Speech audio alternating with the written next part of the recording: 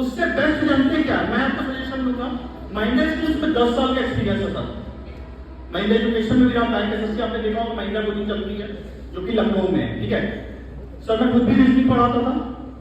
अगर आप regular basis पे एक घंटा मतलब 1.5 आवर्स में आप 4 सब्जेक्ट्स ले लीजिए। कौन से 4 सब्जेक्ट्स हैं आपके? जीए, जनरल अवेयरनेस, ठीक है। इसके लिए सबसे अच्छा टाइम्स ऑफ इंडिया का पेपर लीजिए, उसका इकोनॉमिक्स साइंस पढ़िए। बात समझ रहे हैं ना? आपको ये नहीं पढ़ना कहां पे क्या हुआ, आप उसकी इकोनॉमिक्स टाइम को पढ़िए सर।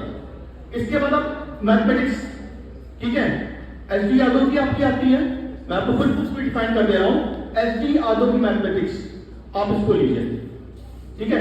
रीजनिंग आप एसआर की ले लीजिए सर। इंटरमीडिएट की आपकी new light in general English होगी, बुक्स है ना आपके पास, ग्रामर की, ठीक है। बाकी न्यूज़पेपर आप टाइम्स ऑफ इंडिया को रेगुलर रीड करिए। ये नहीं कहता हूं कि आप एक ही दिन में टाइम्स ऑफ इंडिया लीजिए, एक ही दिन में पढ़ डालिए, आप वीकली लीजिए सर। ऑक्सफोर्ड की डिक्शनरी लीजिए, उसमें थोड़े थोड़े कंटेंट को आप पढ़िए, उसको समझने की कोशिश करिए, ठीक है सर। अगर आप इसको रेगुलर बेसिस पे एक घंटा पढ़ते हैं सर, किसी कोचिंग की रिक्वायरमेंट आपको नहीं है, क्योंकि आप खुद ऐसे कॉलेज में आप पढ़ रहे हैं सर जहां पे मैं जानता हूं कि आप सब मेहनत कर रहे हैं, और जो आपने हाई स्कूल इंटरनेशनल पढ़ा है ना वही आपका आगे तक जाएगा। अगर डायरेक्ट हम कहना सर कि हम आईएएस बनना चाहते हैं और high school inter first year 9th मैंने कुछ नहीं पढ़ा है सर, तो बहुत टफ हो जाएगा। लेकिन अगर आपका बेस है कि 6, 7, 8, 9 तक इंटरमीडिएट तक हमने बहुत मेहनत से मैथमेटिक्स पढ़ी है, इंग्लिश पढ़ी है, ठीक है सर। एक सब्जेक्ट आपका जो अलग रहेगा वो रीजनिंग ही रहेगा, ठीक है। तो रीजनिंग के लिए बेसिकली क्या करना है आपको, एसआर के रीजनिंग बुक लेकर के आप उसको पढ़ सकते हैं। इसके बाद आप चाहें तो आप इंटर के बाद ग्रेजुएशन करिए, पहले जो भी आपको करना है, बीटेक करना है, बीए करना है, बीएससी करना है। इसके बाद आप चाहें तो कोचिंग भी ज्वाइन कर सकते हैं या आप सेल्फ स्टडी भी पढ़ सकते हैं। सब्जेक्ट्स मैंने आपको बता दिए, बुक्स बता दिए आपको। अगर इस बुक्स को आप पढ़ते हैं रेगुलर बेसिस पे सर, फिर सबसे इंपॉर्टेंट चीज भी जानते क्या होता है, जब हम प्रिपरेशन कर लें, ठीक है, देखिए 2 चीजें होती हैं इंपॉर्टेंट। एक होता है कि बिना पढ़े कोचिंग में चले जाए, बात समझिए। दूसरी चीज क्या होती है, हमने रीड किया, पढ़ा, देन मैं कोचिंग में गया, तो आपको कम टाइम लगेगा अपने भी एग्जामिनेशन को क्रैक करने में, क्योंकि कोचिंग से आपको मेथड्स देता है कि शॉर्ट क्वेश्चंस कोई भी लॉन्ग हो उसको हम शॉर्ट कैसे करेंगे, क्योंकि 1 मिनट भी समय नहीं रहता मेरे पास पेपर को सॉल्व करने के लिए, ठीक है। ये चीज इंपॉर्टेंट होती है सर कि आपको कैसे पढ़ना है, कितनी मेहनत करना है। स्पीड टेस्ट आपको देना है रेगुलर बेसिस पे, रेगुलर आपको 2 से 3 स्पीड टेस्ट आपको देने ही देने हैं अगर आप बैंक में जाना चाहते हैं। और कोई क्वेश्चन सर इसके रिगार्डिंग, बैंकिंग के रिगार्डिंग आपको कोई क्वेश्चन तो बताइए।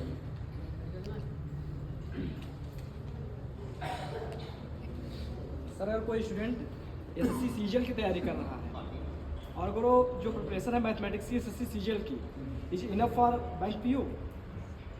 सर 100% नहीं है, 80% है सर, क्योंकि मेथड क्राइटेरिया चेंज हो जाता है। मेथड क्राइटेरिया क्या होता है, चेंज हो जाता है सर। अब अगर मैथमेटिक्स की हम बात करते हैं बैंक तो सिंप्लीफिकेशन के क्वेश्चंस बहुत ज्यादा रहते हैं, ट्रिकी क्वेश्चंस रहते हैं। एसएससी सीजीएल पे जाते हैं तो अलजेब्रा भी आ जाता है, ज्योमेट्री के क्वेश्चंस भी आ जाते हैं, तो सर डिफर हो जाता है पूरा, ठीक है। लेकिन अगर आपने बैंक में जाना है तो क्राइटेरिया आपका दूसरा रहेगा सर। लेवल ऑफ मैथमेटिक्स, हाँ सर लेवल सेम रहता है ना? लेवल सेम नहीं रहेगा, चेंजेस रहते हैं सर। उसके क्या है, ज्योमेट्री के क्वेश्चंस अलग रहेंगे सर, अलजेब्रा के क्वेश्चंस अलग रहेंगे सर, बट स्टिल अगर आप बैंकिंग में आते हैं ना सर तो वो अलग रहता है। टाइम एंड वर्क हो गया आपका, सिंप्लीफिकेशन के 15 to 18 क्वेश्चंस आपको मिलेंगे सर, ट्रिकी क्वेश्चंस आपके रहेंगे। टोटल 40 क्वेश्चंस में आपको जो रहेंगे पाइप एंड सिस्टम्स के क्वेश्चंस रहेंगे सर, ठीक है सर। टाइम वर्क के क्वेश्चंस रहेंगे आपके, इंटरेस्ट के रहेंगे आपके क्वेश्चन, तो ये अलग रह जाएगा। लेकिन अगर आप एसएससी सीजीएल में आते हैं तो बेसिकली क्राइटेरिया वही ग्रेजुएशन क्वालिफाई करना है हमको, प्राइमरी एग्जामिनेशन होता है, इसमें जीए आपकी, उसमें जीएस आपकी सर, जनरल स्टडीज। अब जनरल स्टडीज में क्या होगा, इतिहास, भूगोल, अर्थशास्त्र, सिविक्स सब कुछ आएगा, इसमें खाली जनरल रहेगा, जनरल अवेयरनेस सबका रहेगा। ये चीजें में डिफरेंस होता है। इंग्लिश जो होती है सर, इसके पैसेजेस जो कंपैरिजन टू बैंकिंग इजी रहते हैं एसएससी सीजीएल में, वो आपने रीड किया आप इजीली कर लेंगे सर। लेकिन अब अगर बैंकिंग के पैसेज में आते हैं आप तो सर डिफरेंस रहेगा उसमें, आप एक उठा के देखेंगे तो आपको लगेगा हाँ सर काफी चेंजेस है उसमें। बाकी क्राइटेरिया आप देखा जाए सेम है, ग्रेजुएशन के बाद ही एसएससी कंबाइंड ग्रेजुएट लेवल आप क्वालिफाई कर सकते हैं, जिसके लिए आपको क्या है कि ग्रेजुएशन करना ही पड़ेगा। ये भी मैंडेटरी नहीं है सर कि वो ग्रेजुएशन करने के लिए आपको बीएससी है, बीए है, बीकॉम, कुछ पोस्ट के लिए है सर। अदरवाइज नॉर्मल आपका ग्रेजुएशन होना चाहिए। ग्रेजुएशन होने के बाद आप एलिजिबल हैं, सीजीएल के लिए भी अप्लाई कर सकते हैं सर आप, और आप बैंक पीओ के लिए, बैंक क्लर्क के लिए भी अप्लाई कर सकते हैं। तो क्राइटेरिया भी सेम है, pre mains interview, pre mains interview, बस पैटर्न चेंज हो जाएगा सर। उसमें जीएस आएगी, इसमें जीए आएगा, डिफरेंस ये है, ये चीजें हैं।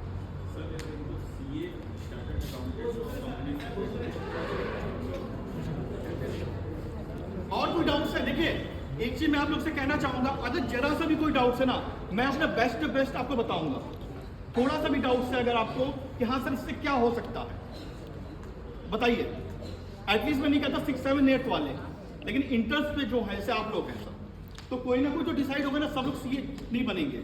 कुछ लोग इसमें क्या करेंगे सर, बैंक में जाना है, एसएससी क्रैक करना है हमको। अब जैसे एसएससी की अगर मैं बात करता हूँ, सीएचएसएल आती है, कंबाइंड हायर सेकेंडरी लेवल, जो कि इंटर के बाद आती है सर।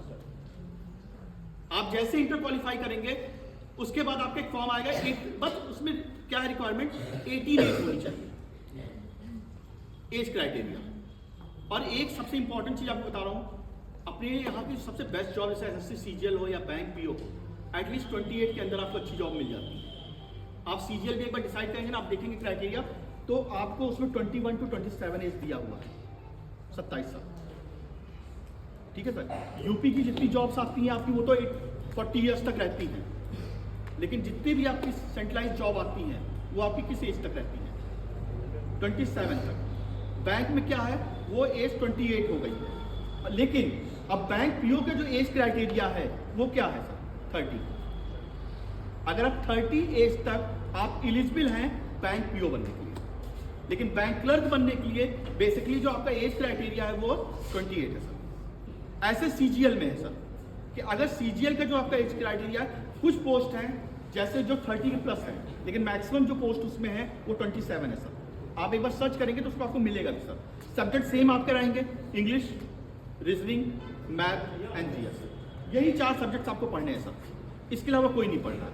अब जीएस बहुत ब्रॉड है सर, एक चीज मैं आपको फिर बता दूँ, इसलिए कोशिश करिएगा, देखिए मैं डरा नहीं रहा हूँ, एक्चुअलिटी बता रहा हूँ, हमको जीएस पढ़ना है, लेकिन कोशिश करिए मैथ आपके नंबर्स की स्कोरिंग रहेगी, रीजनिंग आपकी नंबर्स की स्कोरिंग रहेगी, इंग्लिश आपकी स्कोरिंग रहेगी, लेकिन जीएस 100% नहीं कह सकता स्कोरिंग रहेगी। अगर आपने वो जीए पढ़ा, जनरल अवेयरनेस आ गया, लास्ट 6 मंथ का एक जीए होता है, उसको रेगुलर बेसिस पे आपको पढ़ना पड़ेगा, रटिएगा नहीं, बस जीए से रिवाइज करते रहिए। वो आ गया तो ठीक है सर, नहीं तो स्कोरिंग सब्जेक्ट आपके जो आपको आगे ले जाएंगे वो 3 ही है, वो आपकी इंग्लिश है, मैथमेटिक्स है और रीजनिंग। रीजनिंग में एटलीस्ट 50 में से मैं नहीं कहता, लेकिन 40 प्लस आप निकाल सकते हो, ठीक है। इस चीज पे आपको फोकस करना है कि हमको देखिए क्रैक करने के लिए सबसे इंपॉर्टेंट चीज जानते क्या है, स्मार्ट वर्क। हम बहुत पढ़ लेंगे सर, सिलेक्शन नहीं होगा। हम बहुत ज्यादा भी पढ़ लें और पेपर के समय उसको नहीं कर पाए तो क्या होगा। स्मार्ट वर्क से हमको करना है कि हमको कैसे इन क्वेश्चंस को रिजॉल्व करना है, ठीक है। ये सबसे इंपॉर्टेंट चीज है कि आप कैसे कर पा रहे हो उसको, और रेगुलर स्टडी करोगे तभी आप कर पाओगे उसको। ये नहीं हमने आज पढ़ा और फिर बंद कर दिया, रेगुलर बेसिस पर हमको करते हैं। जैसे अभी आप इंटर में आप कुछ लोग इंजीनियरिंग में जाएंगे, ठीक है, इंजीनियरिंग में क्या बीटेक करेंगे आप लोग, बीटेक करने के बाद बीटेक के लिए इंटरमीडिएट मैथमेटिक्स चाहिए हमको, ठीक है। उसके लिए तो रिक्वायरमेंट है ना कि inter mathematics qualify candidate eligible होता है बीटेक के लिए। अब बीटेक करने के बाद डिपेंड करता है कि आप आईएएस के लिए जा रहे हो या आप सीजीएल के लिए आ रहे हो, ये ग्रेजुएशन के बाद आपको डिसाइड होगा। वैसे 10+2 CHSL combined higher secondary level का एग्जामिनेशन जो होता है वो 10+2 क्लियर होता है। आप क्वालिफाई हो रहे हैं, एज अगर आपकी 18 है तो आप एलिजिबल हैं उस पेपर को भरने के लिए। सेंट्रल गवर्नमेंट की जॉब होती है आपकी, सैलरी भी बहुत अच्छी होती है और धीरे धीरे उसमें प्रमोशन होते हैं, बट मेहनत आप ही को करनी है सर,